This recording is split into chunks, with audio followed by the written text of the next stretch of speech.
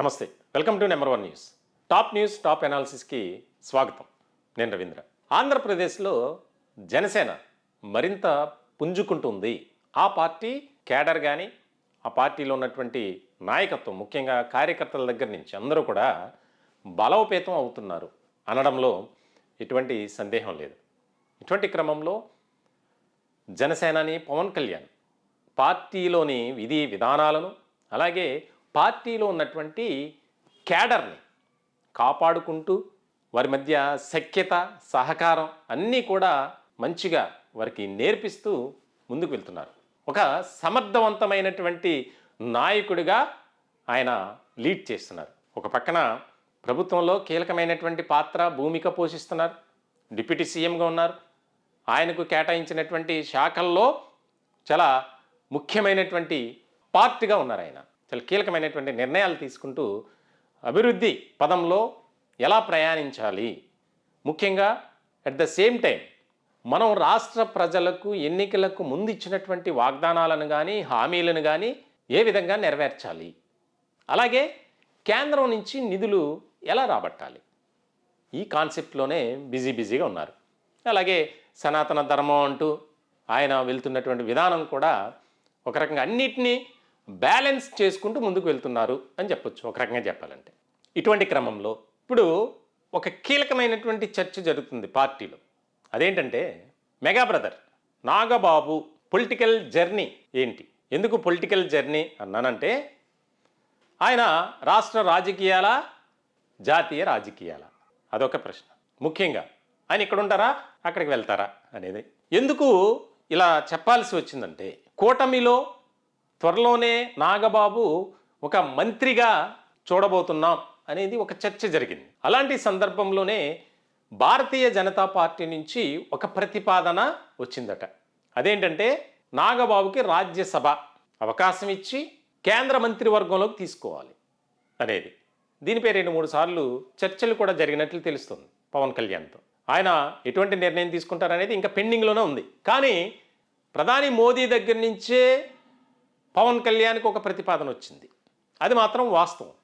ఎందుకనంటే, రాష్ట్ర రాజకీయాల్లో పవన్ కళ్యాణ్ అనే వ్యక్తి ఒక శక్తిగా మారారు. రానున్న కాలంలో రాష్ట్రంలో జనసేన పార్టీని మరింత అభివృద్ధి పదంలో తీసుకువెళ్తారు అనేది ఒకటి. ఇప్పుడు ముఖ్యంగా జనసేన నుంచి కూడా జాతీయ రాజకీయాల్లో మనవారంటూ ఒకరు ఉండాలి అనేది ఒక మెయిన్ మోటోగా పెట్టుకున్నారట. దానికి సంబంధించి ఇప్పుడున్నటువంటి పరిస్థితుల్లో జాతీయ రాజకీయాల్లోకి వెళ్ళటమే బెటర్ అనేది ఒక అభిప్రాయంగా చర్చ జరుగుతుంది. ఎందుకనంటే, ఏ రాష్ట్ర ప్రభుత్వం అయినా మేము త్వరలో ఒక వ్యక్తిని మంత్రివర్గంలోకి తీసుకుంటామని చెప్పి ఇప్పుడు వరకు ఏ రాష్ట్రంలో కూడా ఒక ప్రకటన అనేది జరగల. కానీ తెలుగుదేశం పార్టీ నుంచి కూటమిగా అవతరించినటువంటి తెలుగుదేశం పార్టీ, జనసేన, భారతీయ జనతా పార్టీ, ఈ 3 పార్టీల కలయికలో భాగంగా రాష్ట్రంలో ప్రభుత్వాన్ని ఏర్పాటు చేశారు. ఇటువంటి తరుణంలో తెలుగుదేశం పార్టీ నుంచి వచ్చినటువంటి ప్రతిపాదన, ఆ లేఖ కూడా బహిర్గతమైంది. నాగబాబుని త్వరలోనే మంత్రివర్గంలోకి తీసుకుంటామని. దాని మీద పెద్దగా చర్చ జరగల. జనసైనికులు మాత్రం సంతోషాన్ని, ఆనందాన్ని వ్యక్తం చేశారు. కానీ నాగబాబుకి ఇంట్రెస్ట్ లేదు అనేది ఒకటి. అలాగే నేనుంటే రాష్ట్ర రాజకీయాల్లో ఉంటా, కానీ ముఖ్యమైనటువంటి పరిణామంగా రాష్ట్రంలో జనసేన పార్టీని మరింత బలోపేతంగా తీసుకుని వెళ్ళాలి అనే కాన్సెప్ట్తోనే ఉన్నారట. దానిలో భాగంగానే జనంలోకి జనసేన అనే కార్యక్రమాన్ని ఆయనే లీడ్ చేశారు రాయలసీమలో జరిగినటువంటి సభలో. ఇటువంటి తరుణంలో భారతీయ జనతా పార్టీ నుంచి వచ్చినటువంటి ఆఫర్ని యాక్సెప్ట్ చేస్తారా, రిజెక్ట్ చేస్తారా అనేది ఇక్కడ కీలకమైనటువంటి అంశం. కానీ జనసేన పార్టీలోని చాలామంది నాయకులు మాత్రం నాగబాబు జాతీయ రాజకీయాల్లో ఉండటమే బెటర్ అనేది చర్చ జరుగుతుందట. మరి ఏ రకమైనటువంటి నిర్ణయం తీసుకుంటారనేది కూడా ఇక్కడ కీలకమైనటువంటి పరిణామం. ఎందుకంటే రాష్ట్ర రాజకీయాల్లో ఒక స్ట్రాంగ్ పర్సన్గా పవన్ కళ్యాణ్ ఉన్నారు. అలాగే పోటీ చేసినటువంటి అన్ని స్థానాల్లో విజయం సాధించి 100% స్ట్రైక్ రేట్ సాధించినటువంటి పార్టీ జనసేన. అలాగే శాశ్వత గుర్తుగా గాజు గ్లాసును కేటాయించింది కేంద్ర ఎన్నికల సంఘం జనసేనకు. ఇటువంటి తరుణంలో పార్టీని మరింత విస్తరింప చేయాలి. దానికి ఏ విధంగా మనం వ్యూహంతో ముందుకు అడుగులు వేయాలి, అనేది ఇక్కడ చాలా కీలకమైనటువంటి అంశం. మొత్తానికైతే త్వరలోనే ఎమ్మెల్యే కోటాలో ఎమ్మెల్సీలుగా 5 ఉన్నాయి, ఖాళీ అయినాయి.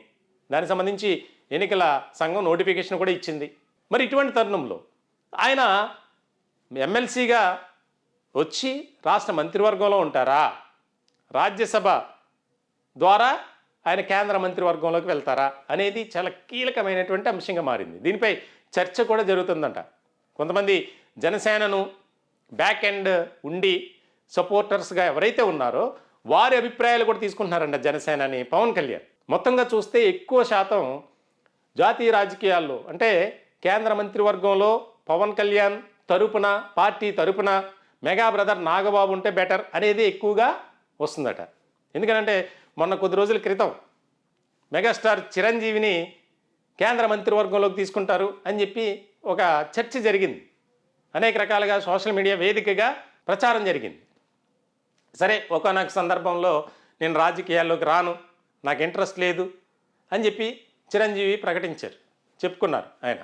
ఇటువంటి క్రమంలో మరి తాజాగా వినిపిస్తున్నటువంటి ఈ యొక్క మాటల్లో జరుగుతున్నటువంటి చర్చలో వాస్తవం ఎంత అనేది మరికొద్ది రోజుల్లోనే తేలిపోతుంది ఖచ్చితంగా. ఎందుకనంటే ఇప్పుడు ప్రస్తుతం ఉన్నటువంటి పరిస్థితుల్లో ఆంధ్రప్రదేశ్లో జనసేన ఒక మంచి సమర్థవంతమైనటువంటి పార్టీగా, ఒక మంచి నాయకుడిగా, ప్రజానాయకుడిగా పవన్ కళ్యాణ్ పేరు ప్రఖ్యాతలు సంపాదించారు. దాన్ని కంటిన్యూ చేయడానికి ఏ విధంగా ముందుకు వెళ్ళాలి. త్వరలోనే ప్లేనరీ సమావేశాలు కూడా జరగబోతున్నాయి. బహిరంగ సభ పిఠాపురంలో జరగబోతుంది మార్చి 14వ తేదీన. మరి ఇటువంటి నేపథ్యంలో నాగబాబు పొలిటికల్ జర్నీ ఎన్ని రకాలుగా మారుతుంది, ఇటు రాష్ట్ర రాజకీయాల, జాతీయ రాజకీయాల, దేశ రాజకీయాల్లో చక్రం తిప్పబోతున్నారు అనేది కీలకంగా మారినటువంటి అంశం. ఎందుకంటే పార్టీ తరఫున వేరే ఎవరినైనా పంపిస్తే వేరే రకంగా ఉంటుందేమో, అదే ఫ్యామిలీ మెంబర్ అయితే ఇంకా బాగుంటుంది అనేది రకరకాల అభిప్రాయాలు వ్యక్తమవుతున్నాయి.